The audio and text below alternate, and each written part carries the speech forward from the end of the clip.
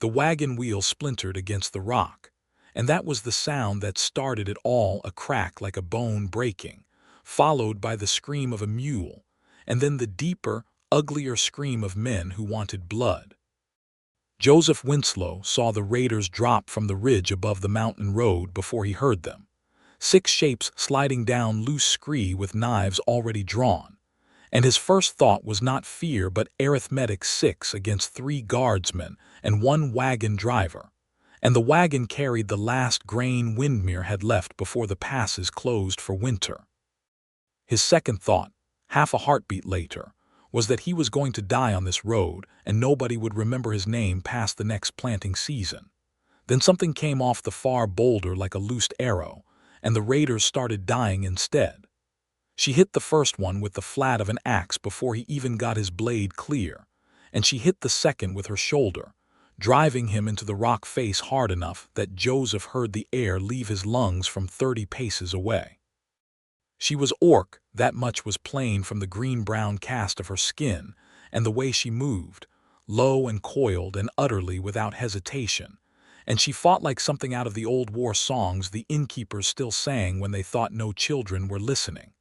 No wasted motion, no fear in her at all, not even when a third raider came at her back with a hooked knife meant for gutting.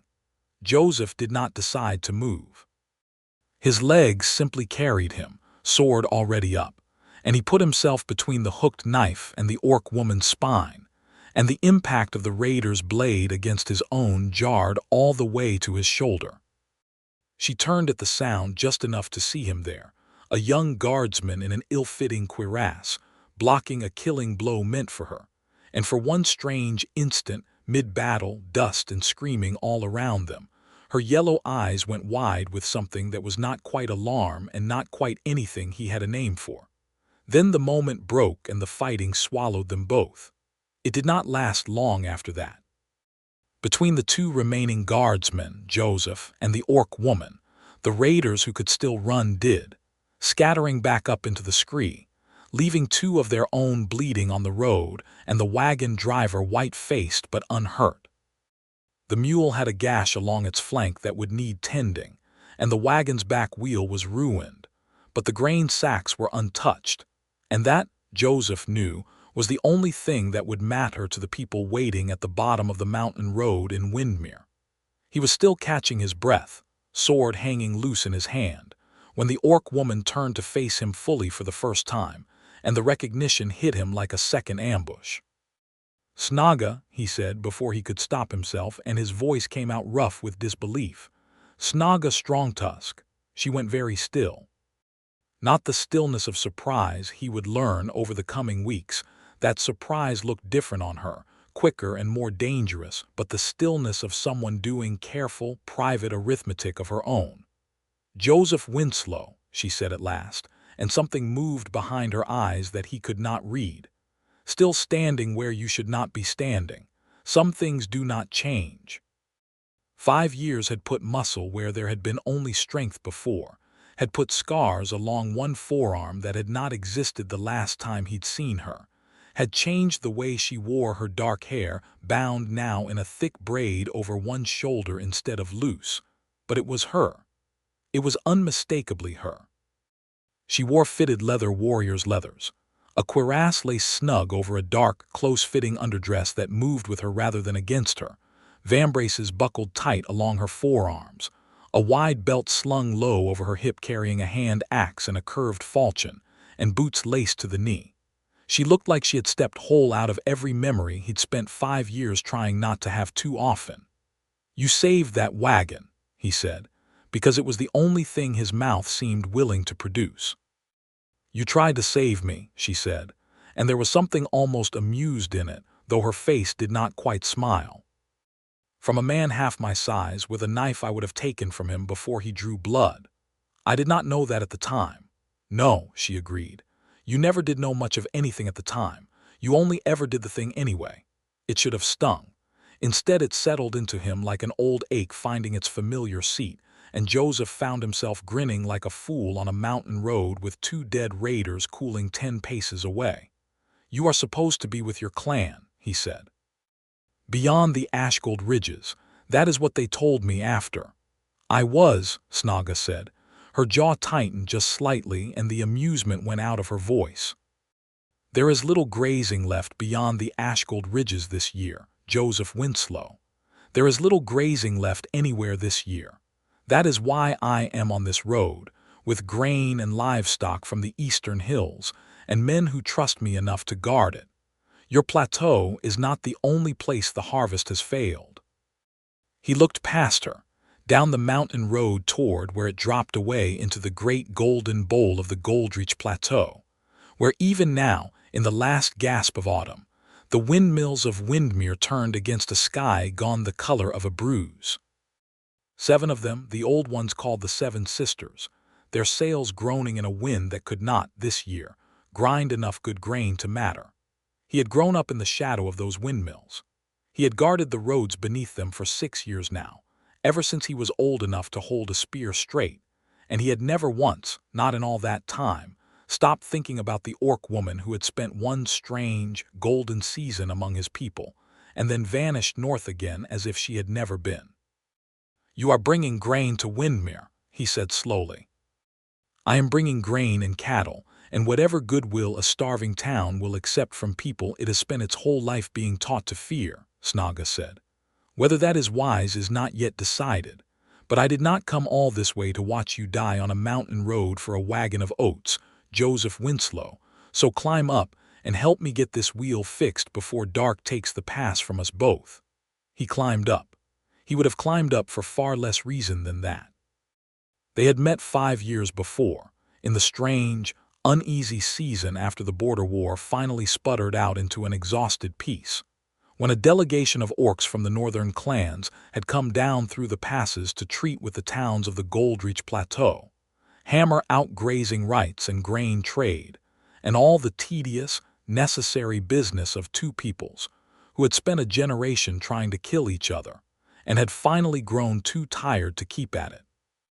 Joseph had been 18, a green recruit given the humiliating duty of guarding the delegation's camp at night, because no one senior wanted to spend a whole season sleeping in a field to watch orcs they still half expected to slit their throats. Snaga had been one of the delegation's honor guard, 21 years old and already a warrior with a reputation, sent south by a clan mother who trusted almost no one else to keep her envoys alive. They should have hated each other on principle. Instead, across 3 months of long, quiet watches under a sky thick with stars, they had talked. About nothing important, at first the weather, the terrible taste of Windmere ale, the way the windmill sails looked like something praying when the wind was strong. Then about everything that mattered. He had told her about his mother, dead of fever when he was 12, and his father, who had drunk himself into an early grave 2 winters after. She had told him about her own mother, a warrior of some renown who had died holding a mountain pass so her clan could retreat, and about the weight of a name like Strongtusk, earned in battle before Snaga was even old enough to carry a full-sized blade herself. He had never flinched from her size or her strength or the sharp points of her tusks when she smiled, and she had never once treated him like the least important person in any room, which was, until then, the only way anyone had ever treated him at all.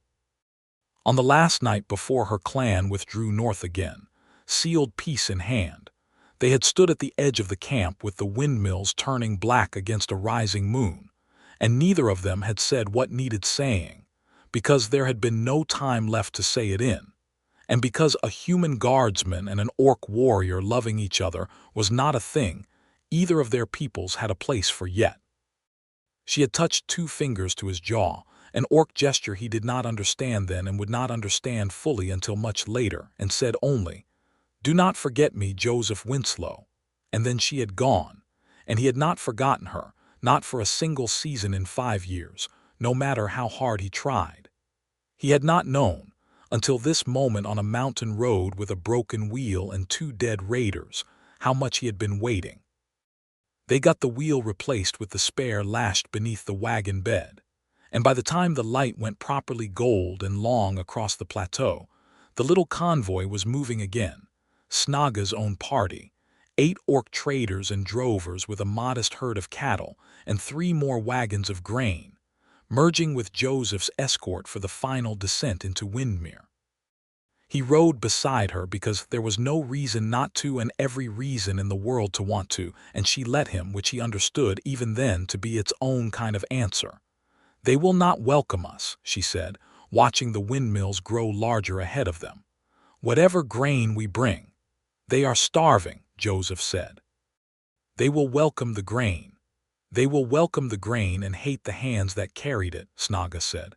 "I have seen this before in smaller towns on smaller roads. Fear does not make people grateful. It makes them cruel, and it makes them look for something to blame that is not their own bad luck." She was not wrong. Joseph knew it even as he wanted to argue otherwise. The blight had come 2 harvests running now, a gray rot that crept up the wheat stalks and turned good grain to ash-colored dust in the sack. And Windmere's granaries were thin enough that the reeve had put half the town on rationed bread since midsummer. People who were afraid for their children's next meal did not, in his experience, become more generous of spirit. They became smaller, meaner, quicker to find a villain who was not themselves. "I will stand for you," he said. "Whatever comes, I will stand for you." Snaga glanced sideways at him, and for a moment the fierce, careful mask she wore slipped just enough to show something raw underneath. "You said something very like that once before," she said quietly.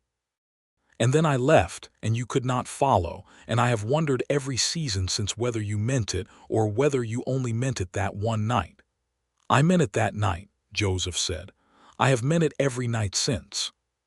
She did not answer that, but her hand, resting on the pommel of her saddle, moved a fraction closer to his, close enough that their knuckles brushed as the horses walked, and neither of them pulled away.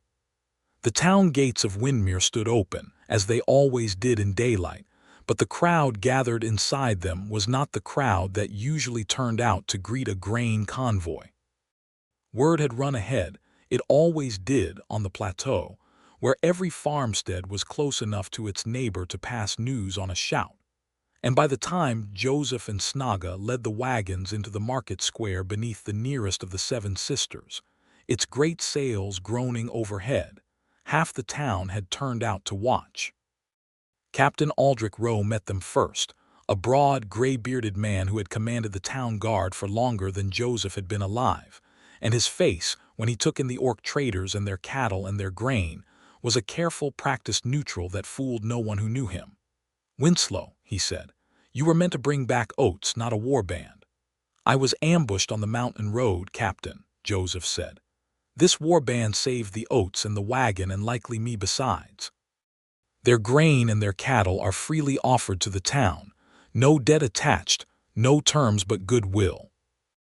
Rowe's eyes moved over Snaga with the particular wariness Joseph had seen turned on orcs his whole life, weighing her like a threat that had not yet decided to become one.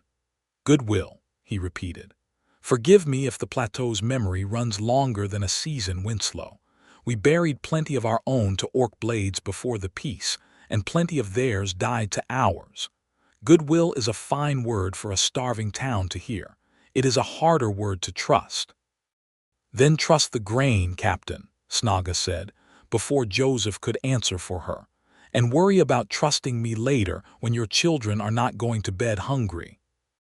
Her voice was even, unbothered, but there was iron under it, and Rowe, to his credit, heard the iron and did not push further.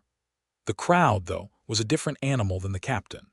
Joseph felt it shift and murmur as the wagons were unloaded, sacks of good grain, real grain, gold and heavy, nothing like the gray-flecked stuff the town's own fields had managed carried into the communal granary under the shadow of the windmill, while Snaga's people herded the cattle into the empty paddock beside it. There was hunger in the way the townsfolk looked at that grain, and there was something else too, something Joseph recognized because he had felt its edges his whole life without ever quite being on the receiving end of it before. The particular, ugly relief of people who finally have somewhere to point their fear. An old woman near the granary door spat, quite deliberately, in Snaga's direction as she passed with a sack of grain over one shoulder, easy as if it weighed nothing at all. Snaga did not so much as glance at her. She set the sack down inside the granary door with the same care she might have shown a sleeping child, and turned to fetch the next one, and Joseph, watching her, understood for the first time just how much practice it must have taken her to build a face that steady. "They will thaw," he said to her quietly later, when the unloading was done and the light had gone the deep amber of early evening. "Give them a full belly and a little time. People are not so hard to win over as they seem when they are not starving." "I hope you are right, Joseph Winslow," Snaga said, and there was a tiredness in it that had nothing to do with the road. "I have hoped that in 3 other towns this season. I have been wrong in 2 of them." He wanted badly to close the small distance between them and tell her that this town would be different because he would make it different. But he had learned enough in 5 years to know that promises like that were easy to make and hard to keep, and Snaga Strongtusk had never been a woman who wanted to be lied to, even kindly. So instead he said, "Then let me help make sure you are not wrong a 3rd time," and she looked at him for a long moment, something unguarded flickering behind her fierce yellow eyes, and finally, she smiled.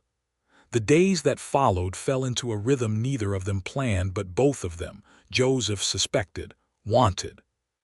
Snaga's people set up camp in the paddock beside the granary, hide tents raised in a neat half-circle, and the reeve, a cautious, exhausted man named Talbot who wanted nothing more than to get his town through the winter without a riot, agreed to let them stay through the grain distribution, provided the guard kept close watch. Rowe assigned that duty to Joseph, which Joseph suspected was meant as a small, quiet punishment for his defense of the orc convoy, and which he received instead as the finest gift the captain had ever unknowingly given him. It meant he saw her every day. It meant he walked the paddock fence at dawn while she checked the cattle, and found reasons to linger by the granary at dusk while she oversaw the grain measures. And somewhere in the space of 2 weeks, the reasons stopped being reasons at all and simply became the shape of his days. There was a night, perhaps 10 days after the convoy's arrival, when a storm rolled hard and fast across the plateau, and the great sails of the nearest windmill groaned so loud under the wind that half the town came out to make sure the break was holding. Joseph was already there, having taken to walking the mill at odd hours since it stood closest to the paddock, and found Snaga inside the mill's lower chamber, checking that the grain stores kept dry. There had not been touched by the leak that had opened along one wall. The chamber was close and warm, lit only by a single shuttered lantern, the enormous wooden gears of the mill's grinding mechanism turning slow and heavy just above their heads, filling the small space with a low, constant groan that made ordinary conversation feel like a secret. "You should not be out in this," she said, when he came dripping through the door. "The wind could take the roof off this mill before dawn." "I could say the same to you. I do not fear a little wind, Joseph Winslow." "No," he said, coming closer than the storm strictly required, close enough that he could see the rain caught in her lashes, the way the lantern light gilded the strong lines of her face. "You do not fear much of anything as far as I have ever seen." "That is not entirely true," Snaga said, very quietly, and something in her voice made him stop breathing for a moment. "What do you fear, then?" She looked at him for a long, long moment, the mill gears groaning overhead, rain hammering the shuttered window, and when she spoke her voice had none of its usual iron in it at all. "I feared for 5 years that I had imagined you," she said, "that the man I remembered was kinder and braver than any man could truly be, and that if I ever saw you again I would find only the ordinary truth underneath. I have fought raiders and wolves and men twice my size without my hands shaking, Joseph Winslow. They are shaking now." He closed the last of the distance between them, slow, careful, giving her every chance to step back if she wanted to, and she did not step back. His hand found the side of her face, rough palm against the smooth, strong plane of her cheek, and he felt her breath catch. "I am not imagined," he said softly. "I am right here. I have been right here the whole time, waiting, hoping some road would bring you back to me." Joseph. He kissed her before she could finish whatever she meant to say, and she met him halfway, one strong hand fisting in the front of his cloak to pull him closer, and the mill gears turned on above them, patient and slow, while outside the storm did whatever it wanted to the rest of the world. It was not a gentle kiss, not at first. There was 5 years of waiting in it. 5 years of unspoken things finally given a shape. And when they finally broke apart, both of them breathing hard, Snaga rested her forehead against his and laughed, low and startled, like she had surprised herself. "I did not come to this town to fall into your arms in a grain mill," she said. "I will not tell anyone if you would rather keep it quiet." "I did not say I wanted it quiet," Snaga said, and kissed him again to prove it. They did not tell the town, not directly, though Joseph suspected half the guard already knew from the way he found excuses to walk the paddock fence 3 times as often as duty required, and the way Snaga, on the morning she oversaw the grain measures, always seemed to save him a place beside her without ever quite saying so aloud. It was enough, for a while, that they knew. It was enough to walk the frost-edged fields together at dusk, her shoulder brushing his with every step, deliberate now where it had once been accidental, both of them too aware of each other to pretend the brushing meant nothing. But Windmere's hunger did not thaw the way Joseph had hoped it would, and neither did its fear. The fever came first, quiet and small, the way bad things often did. An old man near the eastern gate took ill with chills and a rattling cough, and 2 days later his granddaughter did the same, and within a week there were a dozen households touched by it, faces gone waxy and pale, throats too raw to swallow the thin broth their families tried to force on them. It was not, on its own, an unusual thing fevers moved through Windmere most winters, the price of close-backed houses and hard weather. But this year, with the town already gaunt from 2 failed harvests, every small misfortune felt like a blow that might finally break something that could not be mended. It was Corwin Hask, the town's grain merchant and miller of the largest of the 7 sisters, who first said the word plague out loud in the market square, and it was Corwin Hask who first said in the same breath that the fever had come with the orcs. Joseph was there when it happened, standing guard near the granary, while the day's grain measure was doled out to a long line of thin, tired townsfolk, and he watched Hask climb onto an overturned cart in the middle of the square, his fine wool coat straining over a belly that had somehow not gone thin like everyone else's, and begin to speak in the carrying, practiced voice of a man used to being listened to. 2 harvests of blight, Hask called, and now a fever besides, and I ask you all plainly, what changed in this town before the fever came? What new thing walked through our gates that had never walked through them before? His eyes swept the crowd and landed, with theatrical precision, on the paddock where Snaga's people kept their cattle. I do not say it lightly, friends. I do not accuse without cause.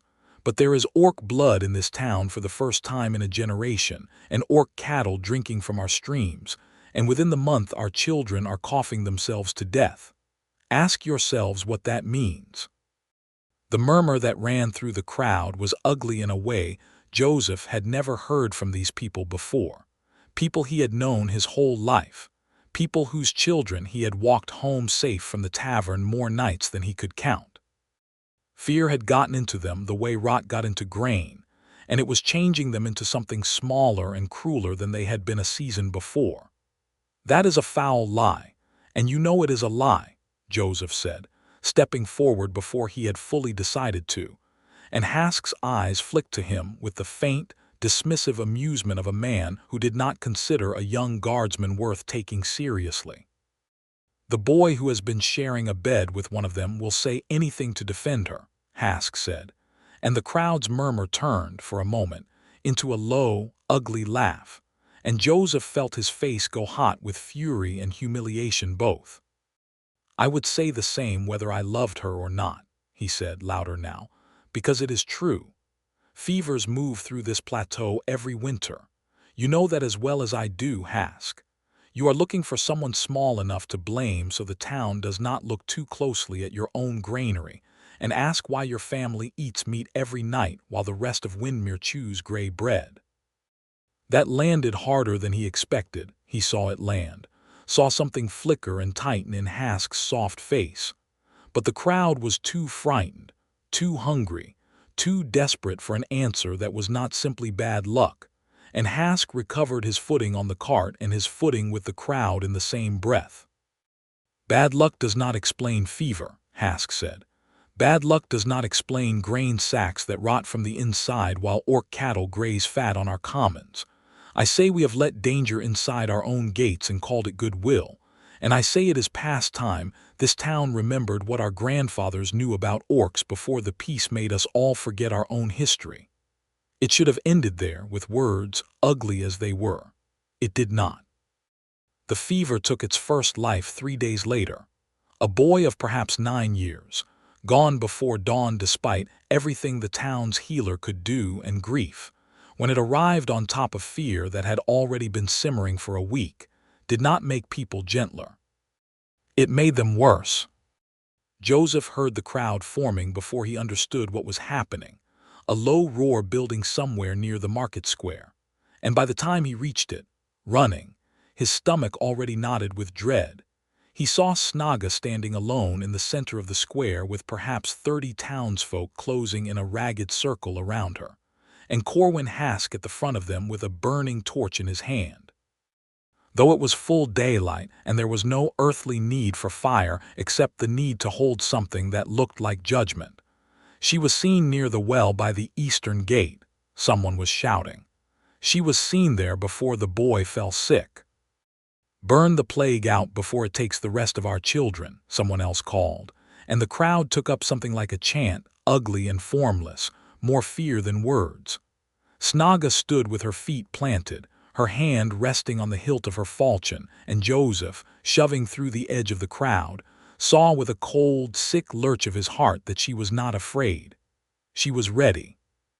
She had drawn herself up the way he had seen her draw up on the mountain road against the raiders, weight balanced, eyes steady, prepared to meet whatever came at her with the same fierce, unflinching calm she met everything with because that was what she was. A warrior who had never once in her whole life let fear show on her face, not even now. Not even with 30 of her host's own people circling her like wolves, and a merchant with a torch calling for her blood. She was ready, Joseph understood with a lurch of horror, to die like that, standing, unbroken. Fighting if it came to it, taking as many of them down with her as she could before the numbers finally won, because that was the only way she knew how to face an ending head up, blade in hand, giving no one the satisfaction of watching her break. He did not think. He shoved between 2 farmers he had known his whole life and put himself directly in front of her, between Snaga and the torch, between Snaga and 30 frightened, grieving people who had stopped in this moment, being able to see her as anything but the shape of everything that terrified them. "Get out of the way, Winslow," Hask snarled. "This is not your fight." "It is exactly my fight," Joseph said, and his voice shook, but he did not move. "You want to burn a woman in the market square over a fever that has nothing to do with her, then you will have to go through me first, and I promise you I will not make that easy." "She is not a woman," someone shouted from the crowd. "She is an orc, and orcs have been killing our people since before your father was born. And I have been guarding this town since I was old enough to hold a spear," Joseph shot back. "And I am telling you, on everything I have ever sworn to protect Windmere, that this woman did not bring your fever. Corwin Hask's family eats meat every night while your children starve on gray bread. And instead of asking him why, you would rather burn the one person in this square who brought real grain to your table with no strings attached." The crowd wavered just slightly, but wavering was not enough, not with grief and hunger doing the thinking for most of them, and someone near the back threw a stone that struck Joseph's shoulder hard enough to spin him half around, and the crowd surged forward another step, and Joseph understood with terrible clarity that words were not going to be enough to stop what was about to happen. He turned back to Snaga. She had not moved from where she stood, blade still sheathed, jaw set, eyes fixed on the crowd with the same flat, fearless readiness she had worn on the mountain road, the readiness of a woman who had faced death so many times it had simply stopped being able to touch her. And Joseph, with 30 frightened townsfolk closing in and a torch burning not 10 feet away and his own heart hammering fit to break his ribs, reached out and took her hand in both of his and said her name. Not shouted, not desperate. Soft, softer than he had ever said anything in his life, soft the way he might have said it if they were alone in the mill with the storm outside and nothing at all at stake. Snaga. And she flinched. It was small.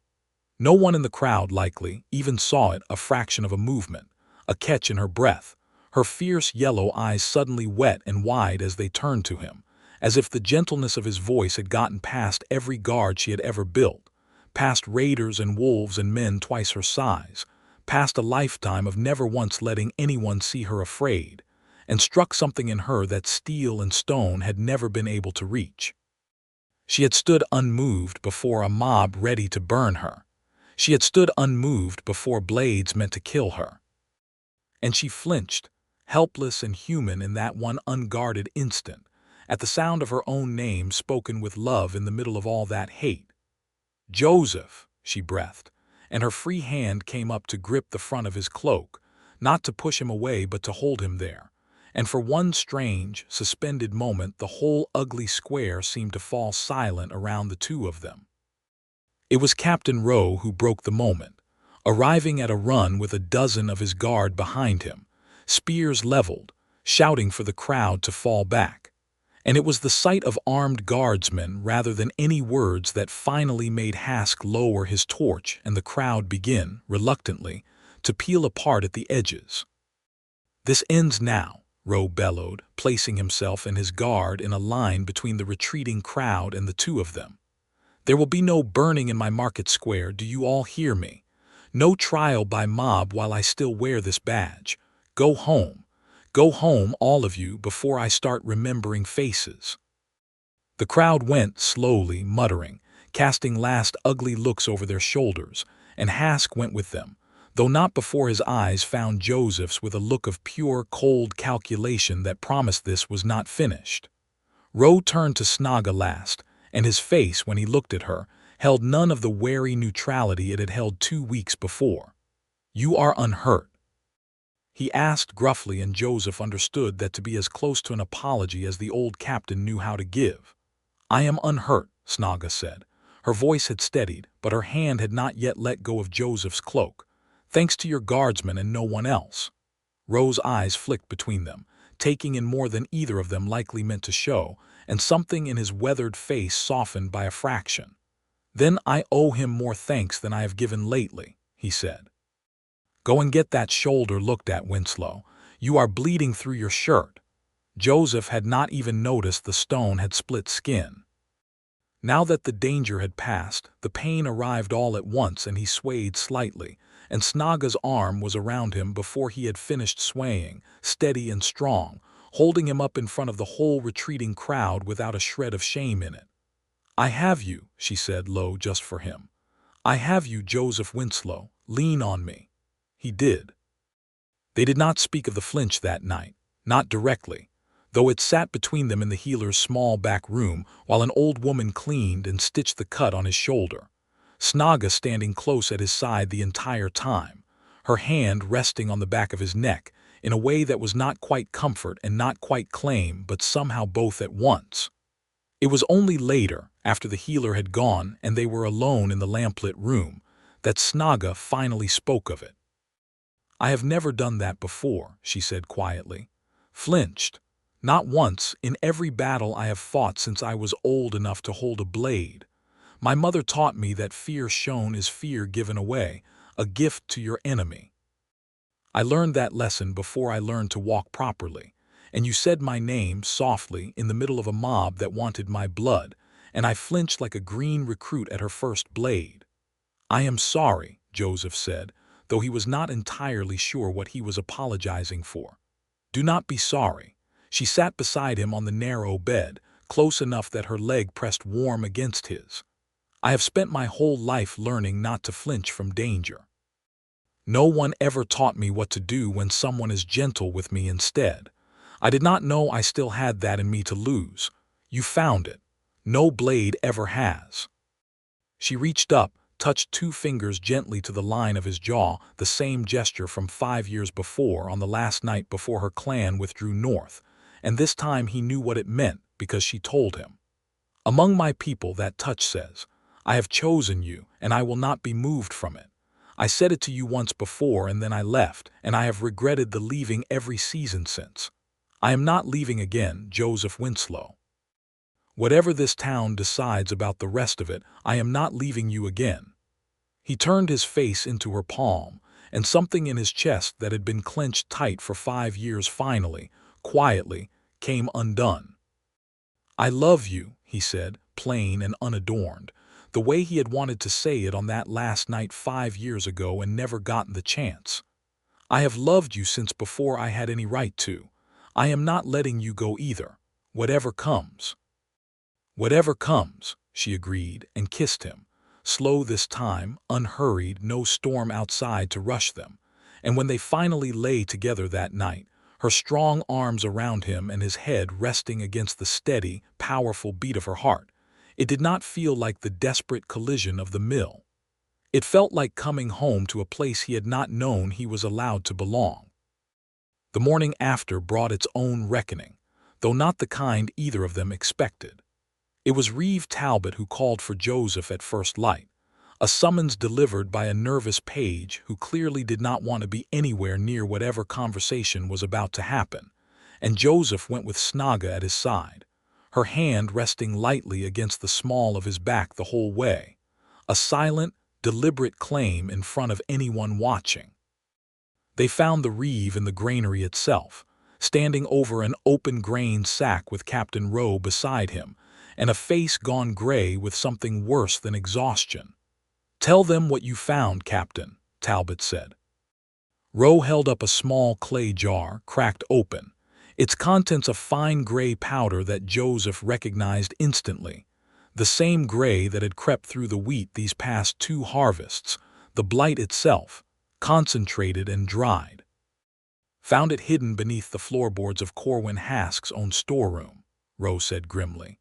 "Along with 3 barrels of good, unblighted grain he never once brought to the town's ration line, and a stoppered flask of something the healer says matches the taint we found in the well by the eastern gate, the very well your boy drew water from before he took sick."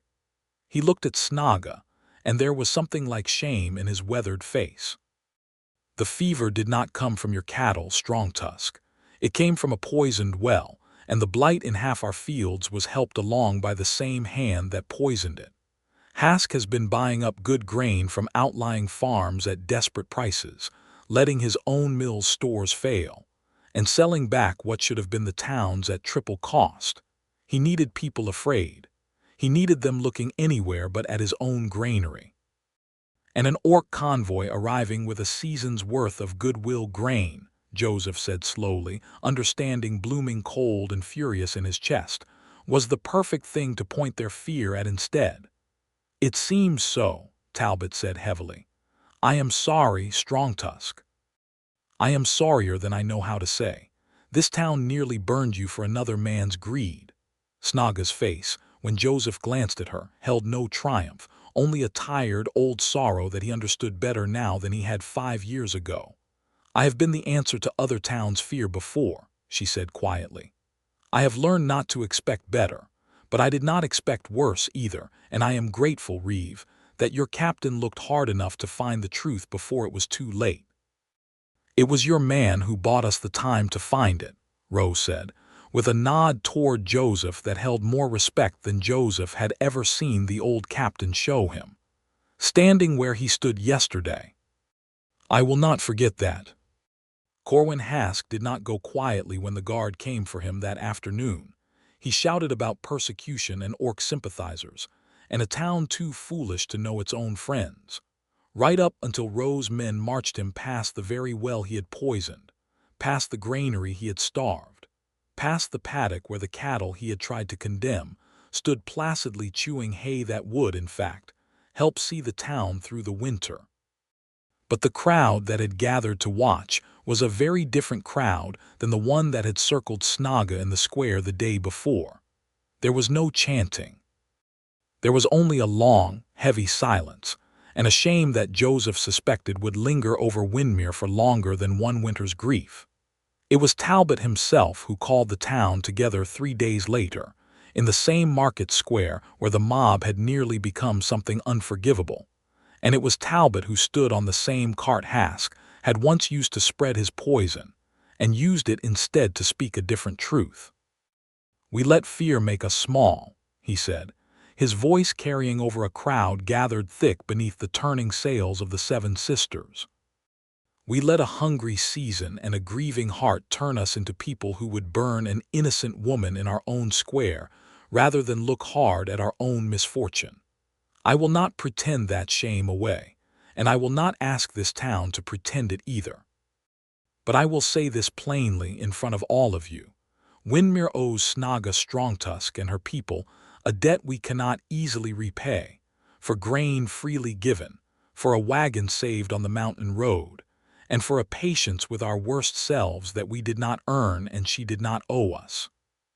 He turned then and gestured, and Joseph, standing at the edge of the crowd with his heart hammering, watched Snaga step forward into the open square, not surrounded this time, not circled by anger, but simply standing where everyone could see her, tall and unbowed in her fitted leather warrior's leathers, her braid catching the pale winter light, utterly unafraid, because there was nothing left in this square that had power to frighten her any more.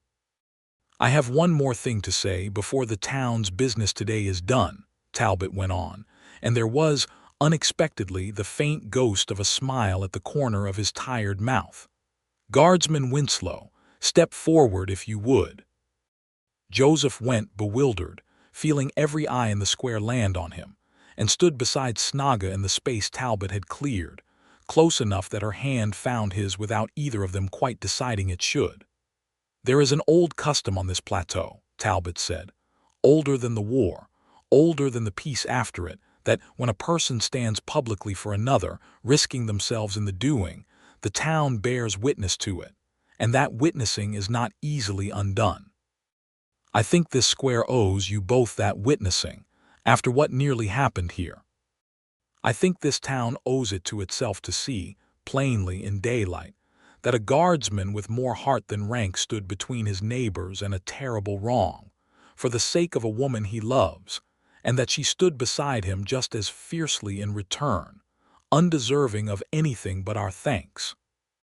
The crowd was silent, and then, slowly, someone near the front, an old farmwife Joseph had known his whole life, one of the very people who had spat at Snaga's feet on the day the convoy arrived, stepped forward, and with visible effort inclined her head toward the orc woman standing in the square's center. "I am sorry," the old woman said, her voice cracking. "I let my fear speak for me. I will not do it again." It was not everyone, and it was not instant, and Joseph knew, even in that moment, that some hearts in Windmere would take longer than an afternoon to fully thaw. But one by one, haltingly, more of the crowd followed the old farmwife's lead, murmured apologies and old shame given voice at last, and Snaga stood through all of it with her chin high and her hand tight in Joseph's. And when it was done, when the square had gone quiet again, she turned to him in front of the whole town and did the thing he realized, with a jolt of pure joy, she had been waiting to do since the storm in the mill. She lifted his hand, still joined with hers, and pressed it flat against her own chest, over her heart, in a gesture every orc in her small camp recognized instantly, and every human in the square, whether they understood its meaning or not, understood its weight. "This is the man I have chosen," she said, her voice carrying clear across the square, fierce and unashamed. "I chose him 5 years ago on a hillside neither of us could stay on, and I have chosen him every day since, whether he knew it or not. And I choose him now in front of all of you because he stood where no one else would stand, and because he said my name softly when the whole world wanted to hear me screamed at, and because of that I flinched. I, who have never flinched from anything in my life, and I would flinch that way for him 1,000 times more and count every one of them worth having. The square was utterly silent for one long, suspended breath. Then Joseph, not caring any more who was watching, who had ever doubted him, who had ever thought a young guardsman with more heart than rank was not worth much notice, Joseph pulled her down and kissed her, right there beneath the turning sails of the Seven Sisters, and this time when the crowd finally broke its silence, it was not with anger. It was, unexpectedly, with something that sounded almost like cheering. The winter that followed was hard, as winters on the Goldreach Plateau always were, but it was not a hungry winter, not with Hask's hidden grain returned to the town's stores and Snaga's people settled through the cold months in the paddock beside the granary, trading skills and stories along with cattle and seed corn. The fever ran its course and did not claim another life. The blight, robbed of the hand that had been quietly spreading it, did not return to the spring fields when planting season came again. Joseph and Snaga were married in the old plateau way, not in a chapel but in the open air beneath the Seven Sisters at planting time, when the fields around Windmere had gone soft and dark and ready for seed, and half the town turned out to watch, not out of suspicion this time, but because a guardsman who had never asked for much had found, against every hard old prejudice the plateau still carried in its bones, a love fierce enough to change the whole town's mind about what was possible between two peoples who had once only known how to fear each other. Snaga wore her same leathers to the ceremony, polished and oiled until they gleamed, because she said she saw no reason to pretend to be someone softer than she was even on her wedding day, and Joseph would not have wanted her any other way. When Reeve Talbot asked, in the old plateau custom, whether any person present spoke against the joining, the square stayed silent, and stayed silent long enough that Joseph felt something in his chest unclench that had been clenched, in one way or another, for 5 long years. They built their life in the shadow of the windmills, in a stone cottage at the paddock's edge that Snaga's own hands helped raise, and Joseph kept his post with the town guard, though Captain Rowe, not long after, quietly promoted him to a rank that finally matched the courage the whole town had watched him show. Snaga's people came and went with the trading seasons, welcomed now at Windmere's gates rather than merely tolerated, and every year when the harvest came in golden and whole, the town remembered, in its own quiet way, exactly whose grain had carried them through the winter they had so nearly repaid with cruelty instead of gratitude. On the evenings when the light went long and amber across the plateau, and the great sails of the Seven Sisters turned slow and steady against a sky gone soft with dusk, Joseph would find Snaga at the paddock fence, watching the cattle settle for the night, and he would come up quiet behind her and say her name always softly, always the way he had said it in that terrible square, because he had learned in the saying of it exactly what it gave her, and exactly what it meant that she let him keep giving it. She flinched every time, small and only for him to see, and every time, when she turned into his arms with her fierce yellow eyes gone warm and unguarded, he understood that he had found the one thing in all the world that could move a woman who had never once, in her whole life, let anything else touch her that deeply. He had found someone who chose him. Not out of need, not out of desperation, not because there was no one else. She could have had anyone, any warrior, any clan lord's son, any of the dozen men in a dozen towns who had looked at her with wanting eyes over the years. But she had chosen him, plain, ordinary, humble Joseph Winslow, a guardsman with more heart than rank, and she had chosen him again and again, on a mountain road, in a storm-lashed mill, in a market square full of hate, and in a wedding beneath turning windmill sails with the whole plateau finally, fully at peace. And every evening when he said her name softly and watched her flinch and soften all at once, he knew, without a single doubt left in him, that he would never spend another night of his life feeling unseen, unwanted, or alone again. The windmills turned on above them, patient and eternal, grinding good golden grain into flour that would feed a town that had finally, hard-won and fully, learned how to be worthy of the woman who had saved it.